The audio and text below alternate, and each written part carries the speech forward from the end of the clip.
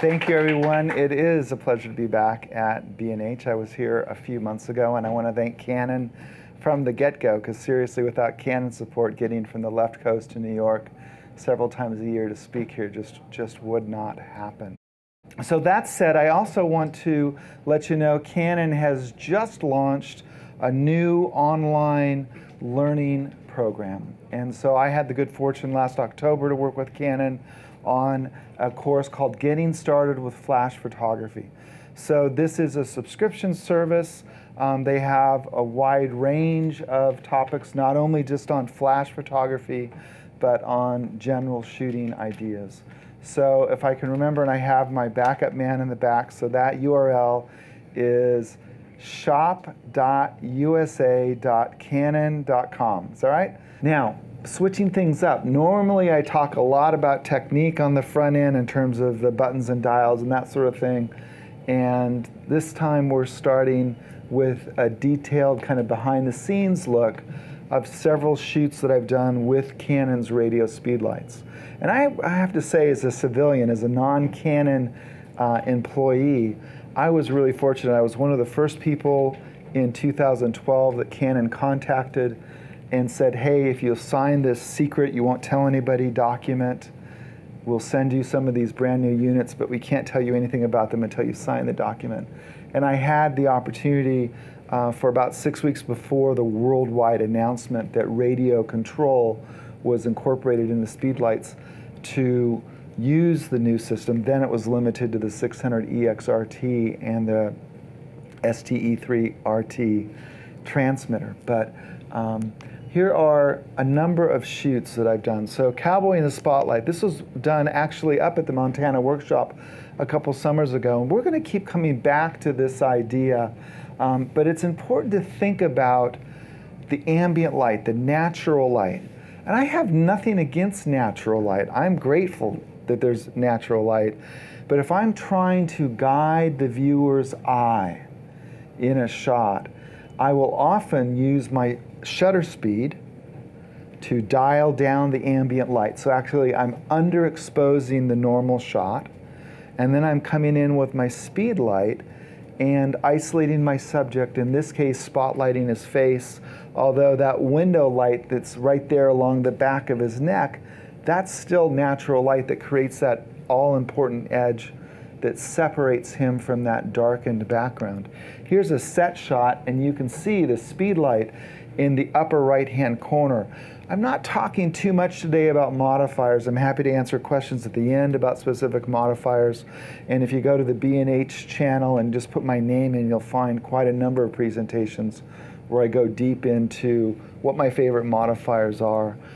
In this particular case, I used a honeycomb grid, and basically that turns the rectangular shape of the flash into a circle and gives it that spotlight effect.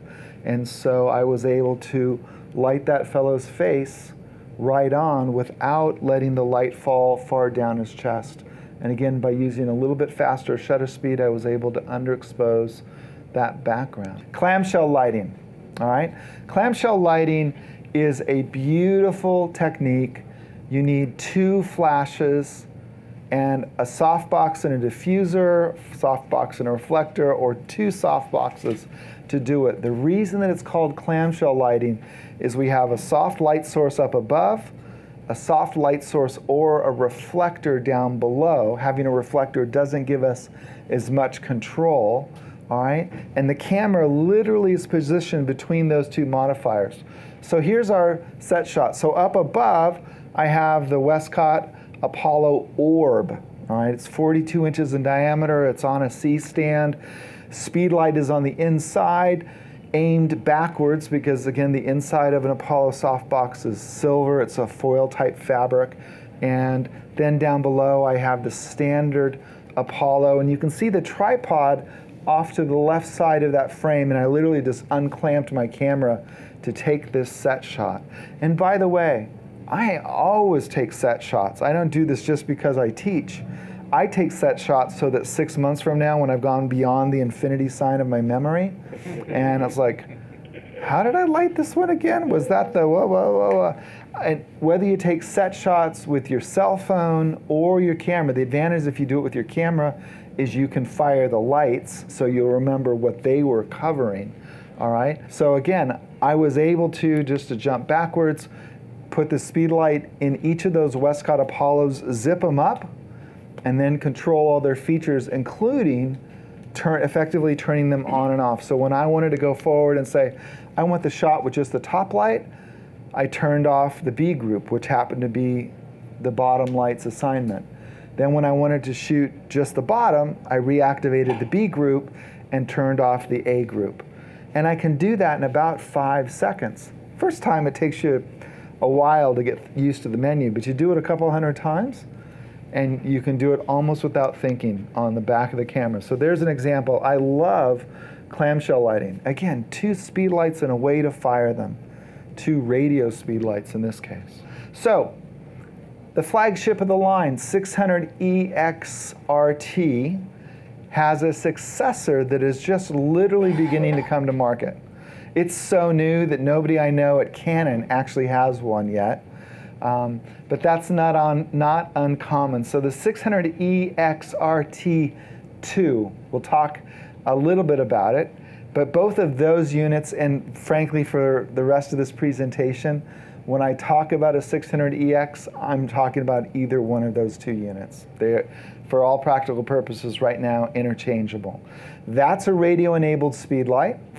And then the 430EX3 RT, that is also a radio-enabled speedlight.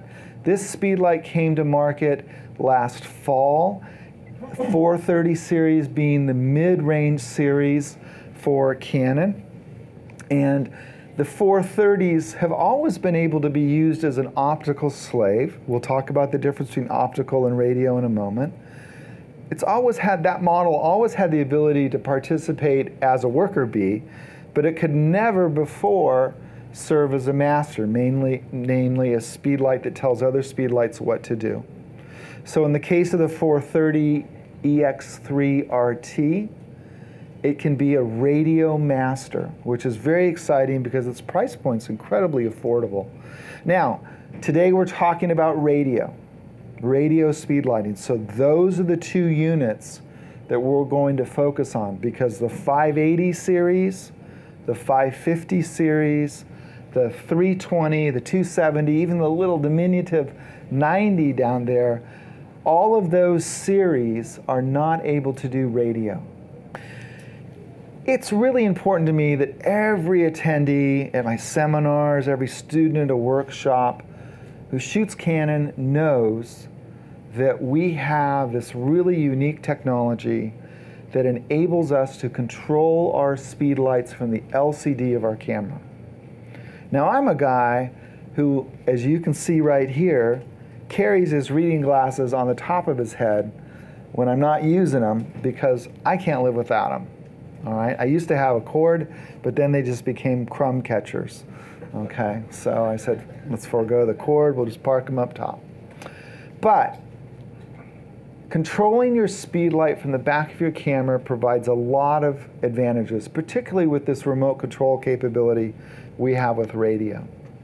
Now, depending on the model year of your camera, what do I mean by that? For instance, the 5D2 was introduced in, gosh, I can't quite put that together. Let's just say 2011. I do know that it was before 2012, which was when the 5D Mark III was introduced. Now the 5D Mark III and this 2012 date that you'll hear me talk about, 2012 or newer.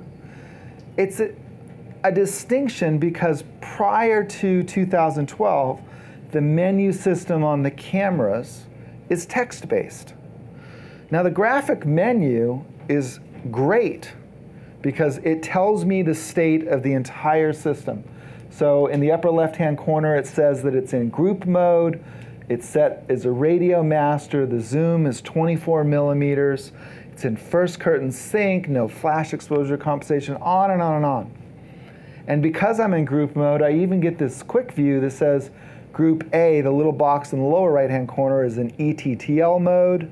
Group B is in manual, C is in ETTL, the D light has been turned off, and Group E is in manual.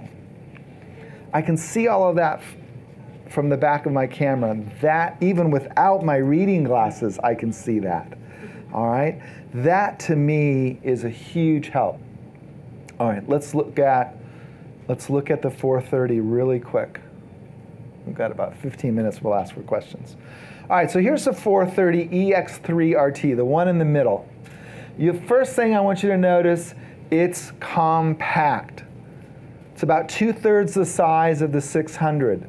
That's one of the reasons why I now like the 430 EX3 RT as an alternative to the transmitter, right? If you're a pro shooter and you've got all 600s, the transmitter might just be fine.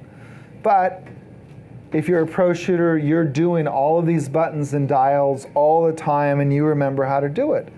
If you're an intermittent shooter, then you might find this new screen interface. So let's take a look. What's missing on the 430 EX3 RT? Okay, what's missing is right in front of our eyes, there are no buttons under the LCD. What they did is they gave us an incredibly simplified menu system on an interactive LCD. And specifically, anytime if you press the select button in the middle on the screen, you just press that button, you now have a quick menu that pops up on the LCD of the Speedlight. This is the part I love. I'll be perfectly candid. I was absolutely happy with the 600 until they brought the 430 out. And I said, I like this one even better.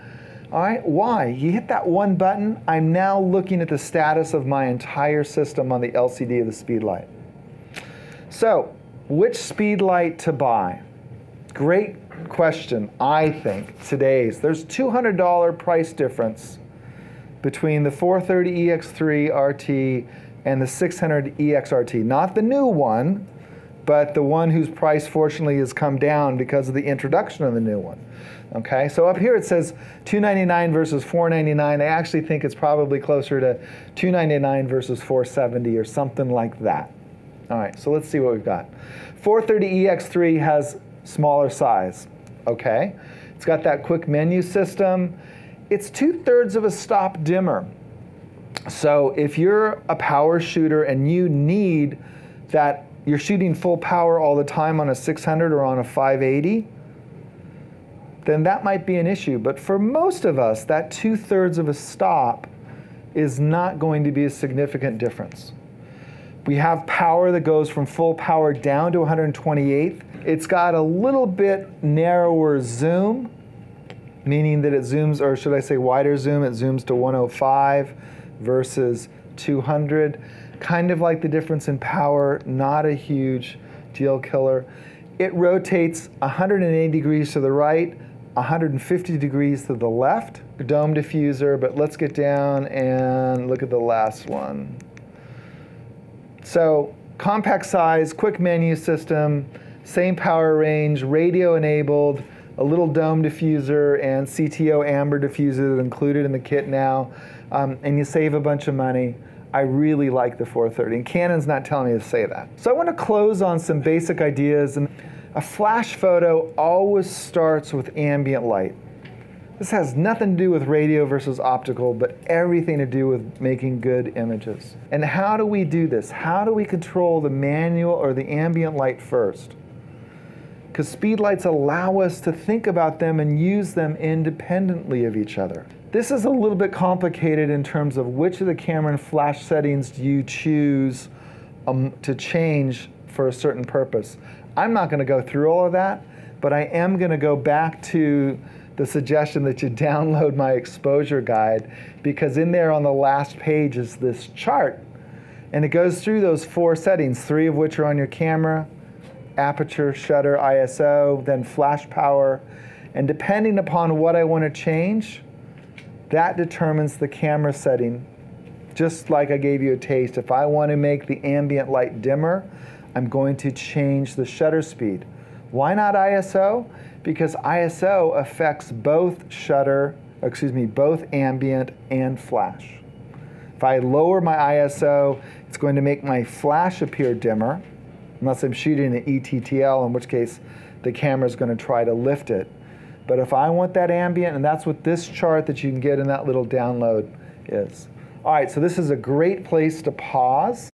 Thank you again to Canon, and thanks to B&H for bringing me out, because it's really special to come all the way across the country to share what I know about speed lighting, and I'm grateful for the opportunity. Whether you're a hobbyist or a professional, B&H has the answers to your questions. Experience a world of technology at our New York City Superstore. Connect with us online or give us a call. Our staff of experts is happy to help.